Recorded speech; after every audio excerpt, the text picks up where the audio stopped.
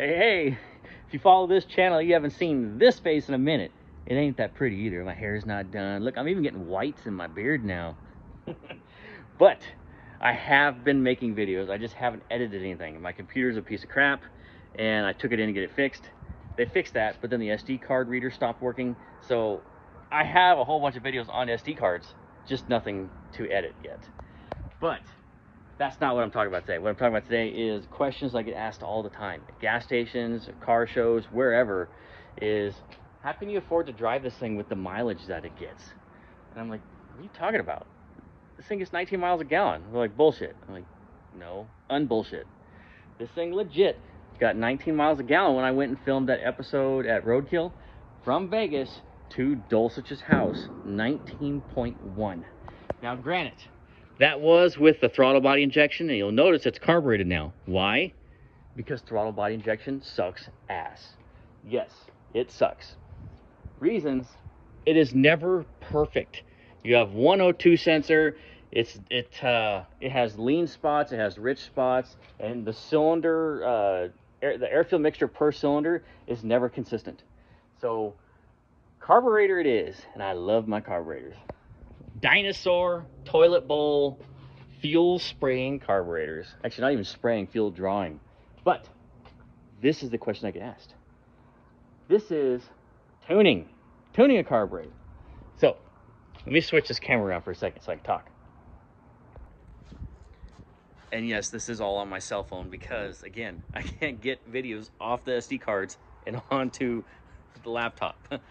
Back to it. Now I get asked all the time, what jets do you run to get that kind of mileage? What jets should I have in it?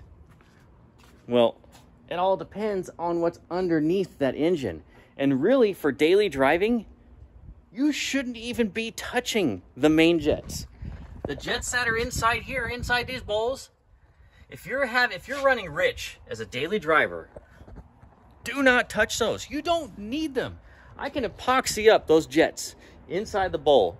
Just epoxy them, fill them up to where they're solid, and I can drive this car as a daily driver as long as I keep it under 25% throttle. Actually, maybe 20%.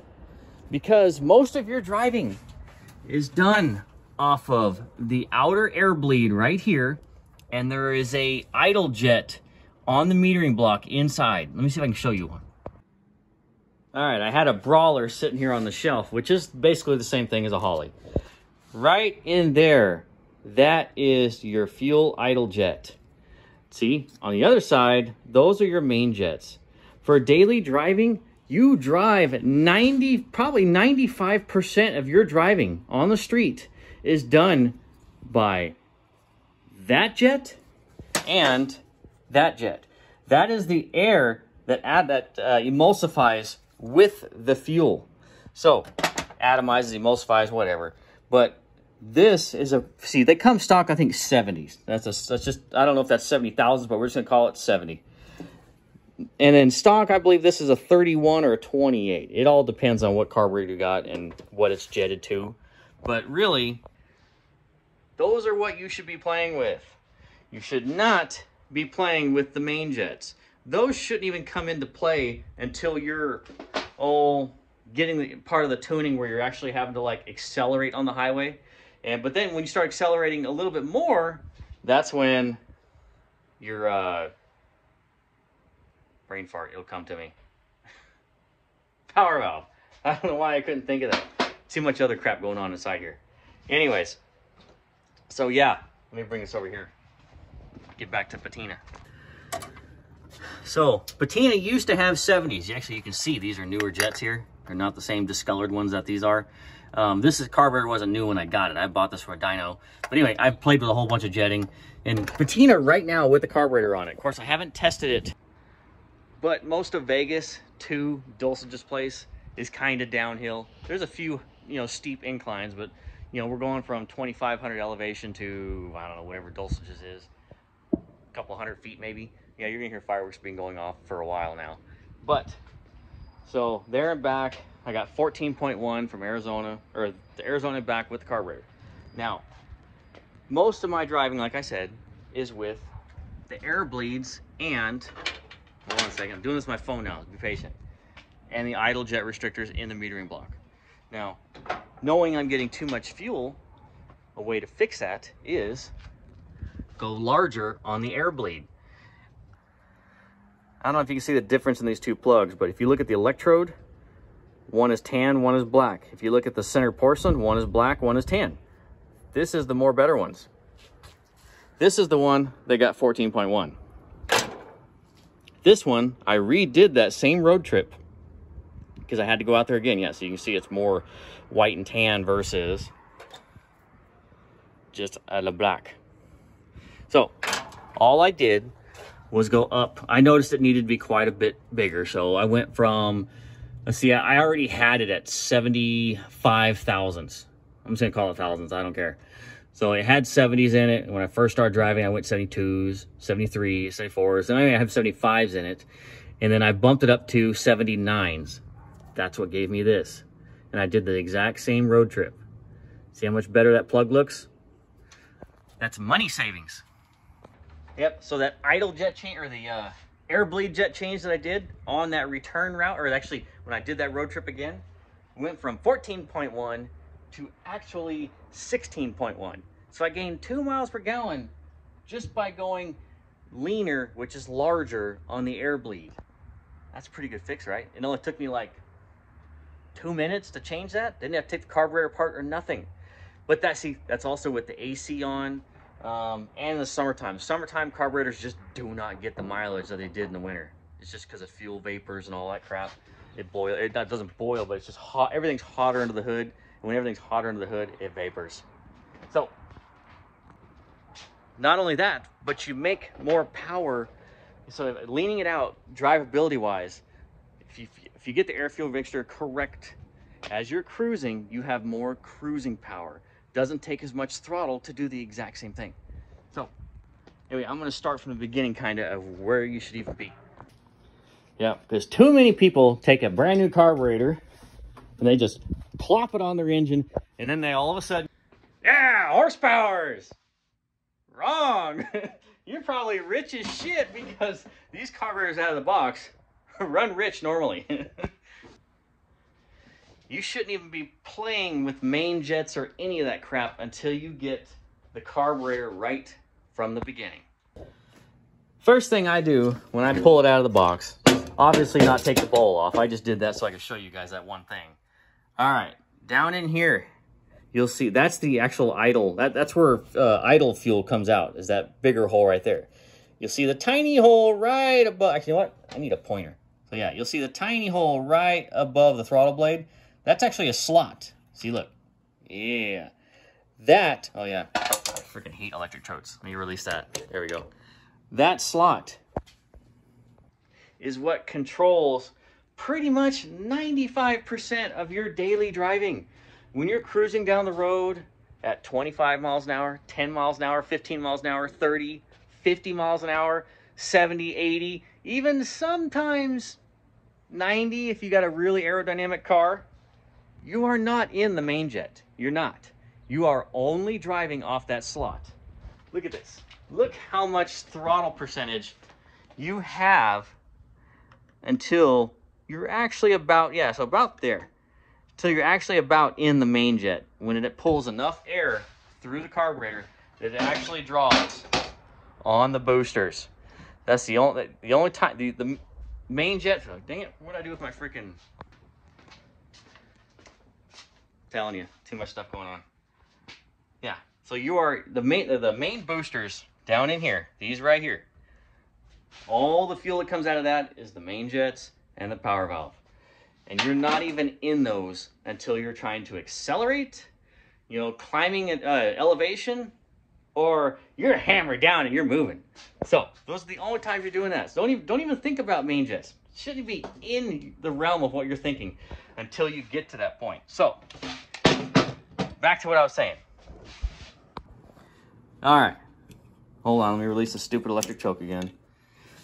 I never use these. I rip these things off. I'm here in Las Vegas. I'm in the desert. Even in the wintertime, I don't need chokes. That's the first thing I do. I rip these things off and poof, poof, gone. Hate those things. Anyways, see how much slot is exposed right now? That's about, 30 thousandths maybe. Ah, stupid choke. Screw me up again. Anyways, I always set the primaries right at about 30 to 40 thousandths. And then I don't touch it. I never change the primaries after that. Don't touch it. Don't need to. That needs to stay right there, because that is where you're actually going to start making a really good, efficient tune. Let's call it tune. So so right there, that's set. All right. Then you try and fire it up anyways. If you get it fired up and it needs more air, well, guess what? A lot of Hollies, a lot of the newer Hollies anyway, you can adjust. Where is it at? There we go. See that little chingadera is right there? Flathead screw. So you can adjust that to actually kick open the rear butterflies. And then you can get the air that you need. But there's a catch. Only open it so much, because if you open it too much, then you will start pulling fuel from those transition slots. So you can only do just a little bit. Can't do a whole lot. If you need more air than that, well then, oh wait, here we go. Ha-ha! Then you need the drill bit. So start off with 16th inch holes. Just 2 of them. And do it on the side where your transition slot's at. So just do the primaries. 16th inch hole in both primaries. And then fire it up again. If you still need more air than that, okay, you now do 16th inch holes on both rear primaries. If you still need more air than that, then damn, you got a big cam.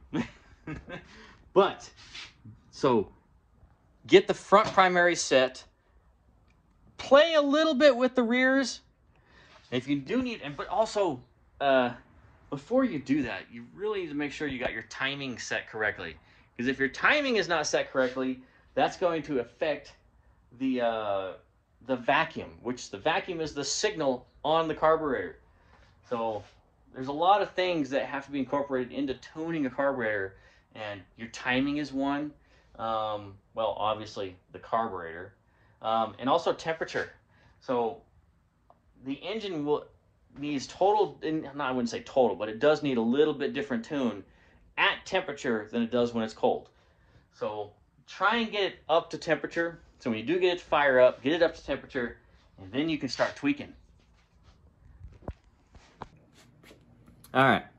So once you got it to idle, okay, probably I should have said this before, but I always, to start with, I open these up about 1.5 turns. That's usually rich. Doesn't, I mean, normally I'm at about 3/4 of a turn by the time the engine's up to temperature and it's all tuned and ready to go. So, but 1.5 turns, yeah, it'll be rich, but at least it can get you up to temperature. You can get the thing idling. So now you're up to temperature. So you can go ahead and start backing these, or actually you can go ahead and start closing these things in. And now you don't necessarily need to use a vacuum gauge. I mean, if you're a really good ear, like I said, if you got a good ear, you can listen to even a 50 RPM change. But you start screwing in your idle screws evenly, and you can watch the vacuum gauge and make sure this is hooked up to manifold vacuum, not ported. Because if it's ported, you're not going to see anything. So it needs to be manifold vacuum. So make sure you're at manifold vacuum. Start screwing them in. You'll see the needle gain more vacuum. To where the engine starts running better and smoother. And now your big, choppy, nasty cam is starting to sound more tame, because it's actually getting more efficient. A lot of times, big, nasty, choppy sounding motors is just because they're not tuned correctly at all. They have nowhere near the idle timing that they need. It's way too rich. You're standing next to it and you're like, oh man, shit. So, like I said, adjust your idle mixture to where it is the most vacuum, but sometimes you do have to back it off a little bit and just make it run a tick rich. That's kind of the downfalls to carburetors. So because you are drawing the fuel in versus spraying it, sometimes you do have to run it just a tick richer at idle. So not uncommon, but a lot of times I'll get it to where the vacuum is like perfect. That's the most vacuum I'm gonna get. And typically I run about 22 to 23 degrees of timing.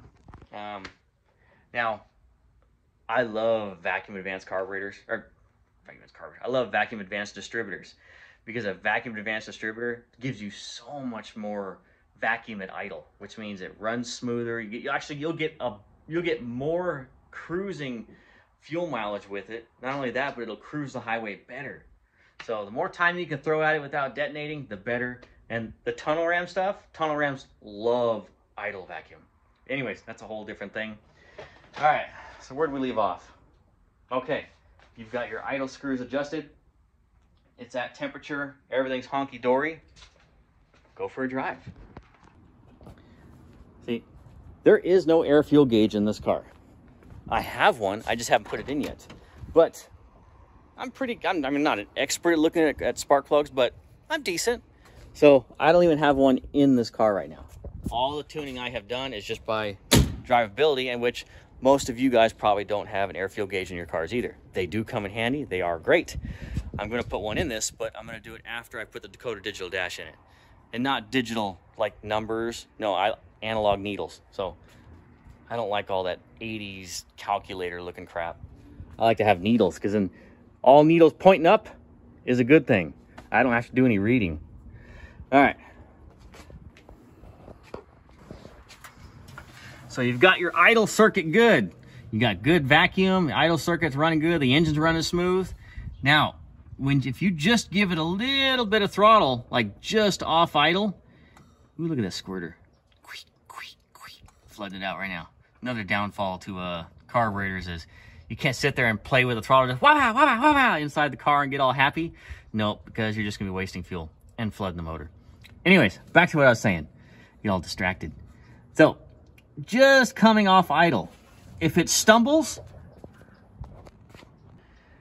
all right, now if it stumbles, typically that means you have too much air bleed. So that's the outer one. You have too much of that. So you need to go smaller, because there's two ways to tune that transition slot: fuel or air. What's easier? Not having to take the carburetor apart. So find adjustments. Oh, there goes the screwdriver. I'll probably never find it. Oh, no, it's a socket. Hold on. Okay, I have to remember that's there.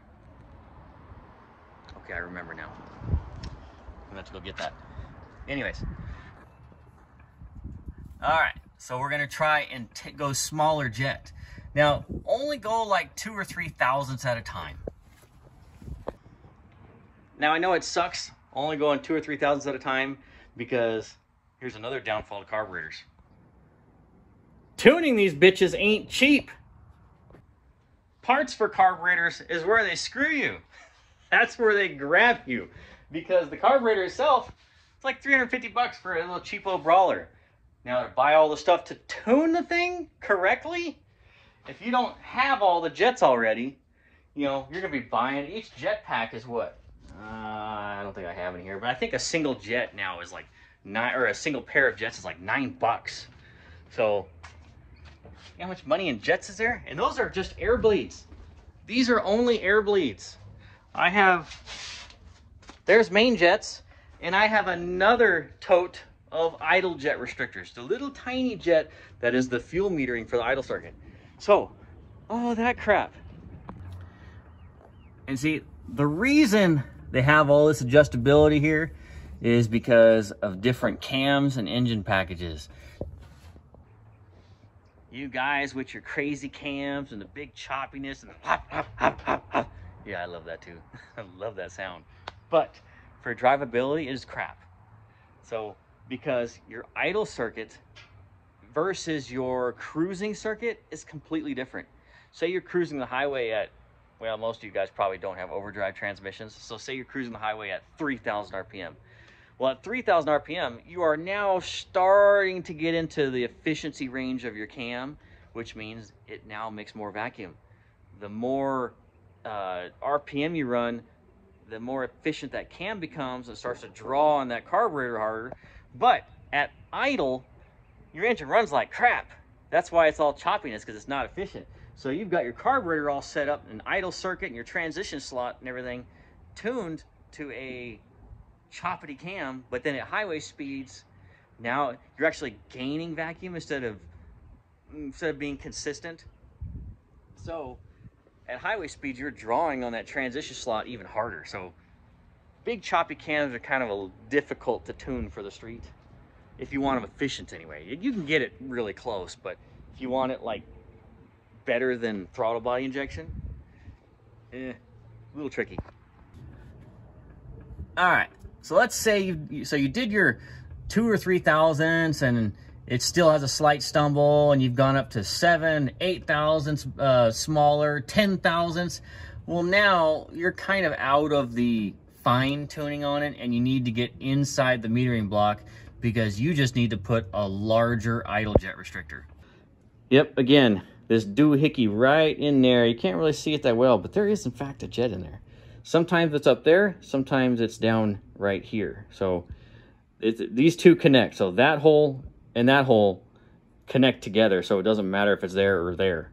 I'm not super expert, so I don't know which one is better, but I would think that one is, because it's kind of out of the fuel. But all right, so you went from, what is this? Let's see what this is. Okay, this is a 28. So that's a 28 number jet. 28 thousandths, I don't know, 28. Let's say you've gone to a 31. Don't go big on these. I mean, these do a lot more of a change than the air bleeds do.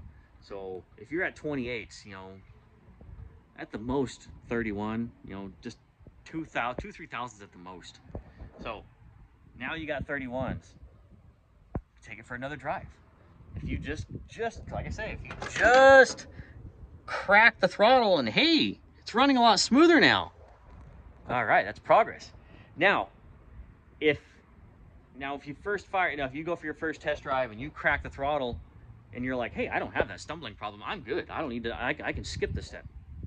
No, not really, because most of the time they are fat rich at in the whole transition slot. You got your idle circuit, your transition slot circuit, your main jet circuit, and then you got your power valve circuit.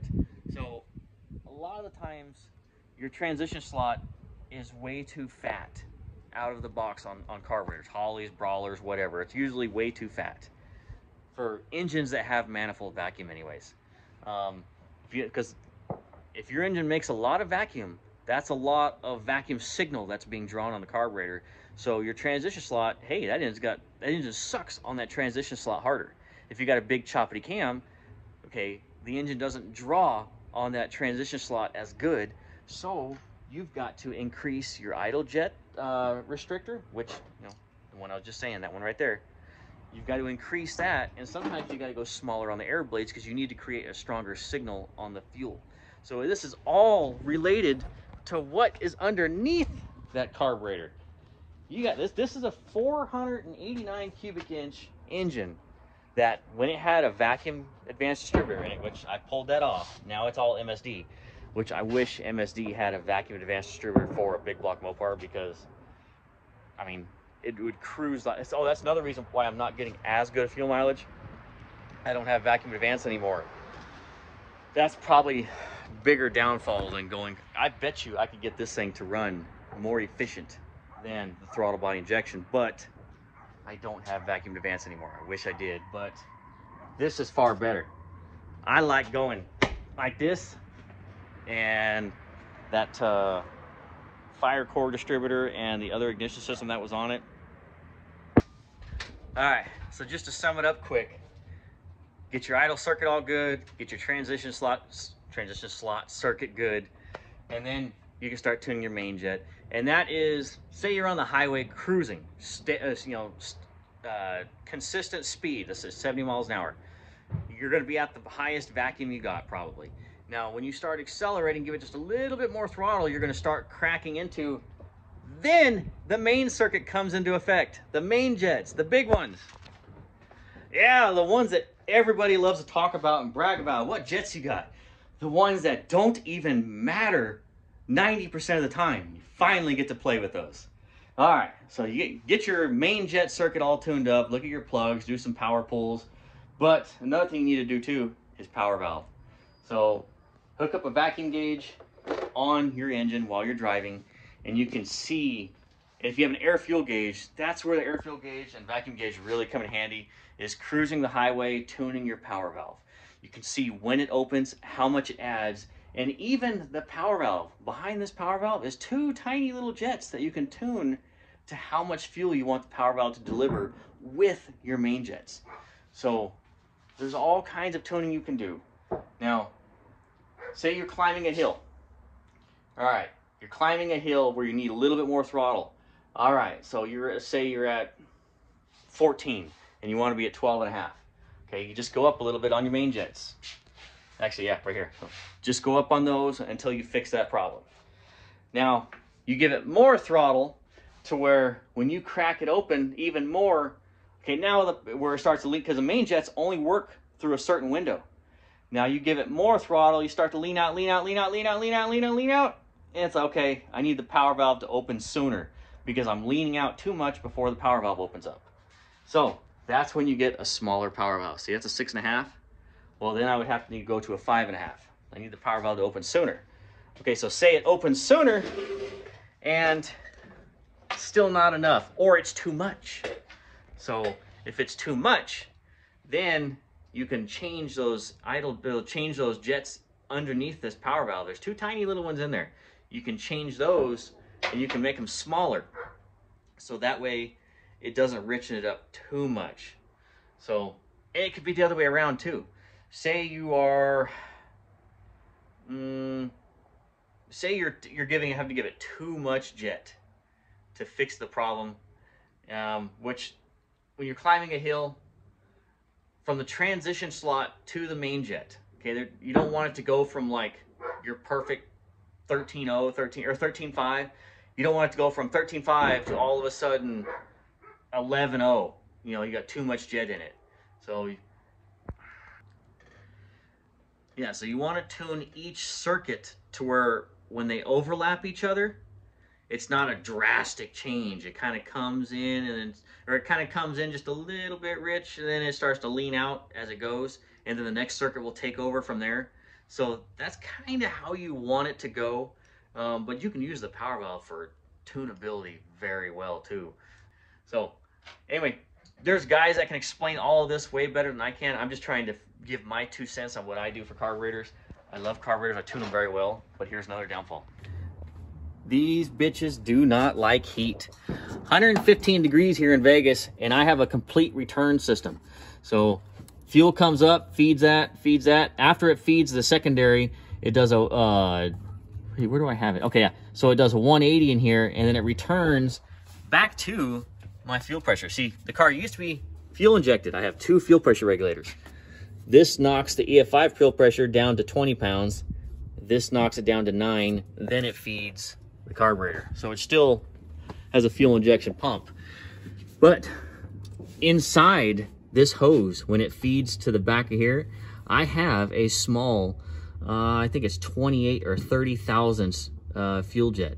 So that way I have a I have fuel that's constantly circulating. Not at a high rate of speed, but it's constantly circulating. So that way my entire fuel system from the gas tank up to here is circulating. The problem is the fuel inside the bowls can sit there and boil and vapor, and you'll see the vapors coming out of here. And in the summertime when it's really hot, sometimes your engine will just run lean because it's drawing in the vapors that are just boiling out of the bowls. So, and you lose fuel pressure in the summertime. Like when I fire this thing up in the morning, 9 pounds. After the heat of the day, driving it with the AC on and everything, well, now I'm about 4 pounds, 5 pounds, even with this recirculating system. Before I had that recirculating system, I would drop down to about 1 pound. So now I have more consistent fuel pressure because of fuel flow. All right.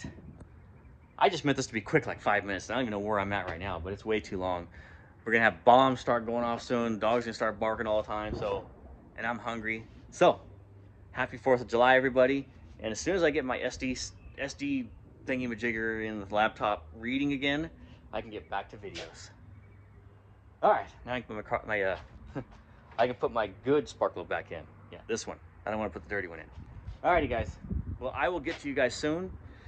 I've actually got to go film another episode of Roadkill here in a couple days. And then after that, I got to go at the end of the month to film another episode.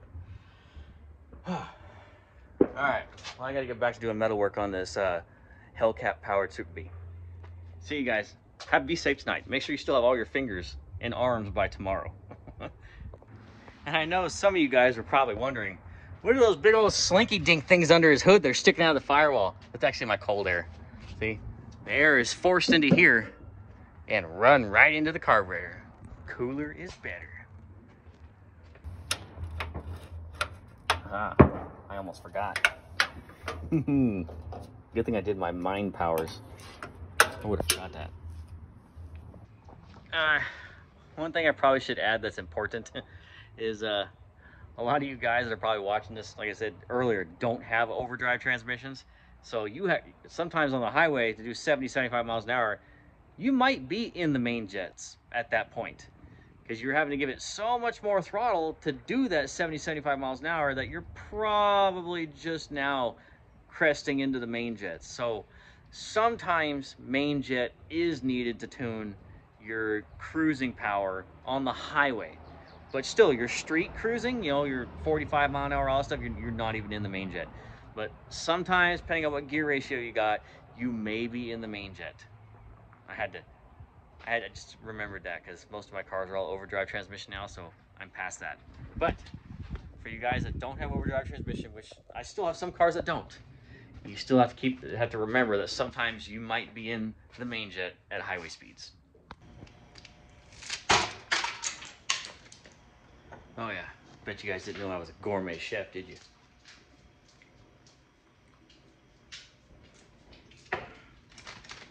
Hide the evidence.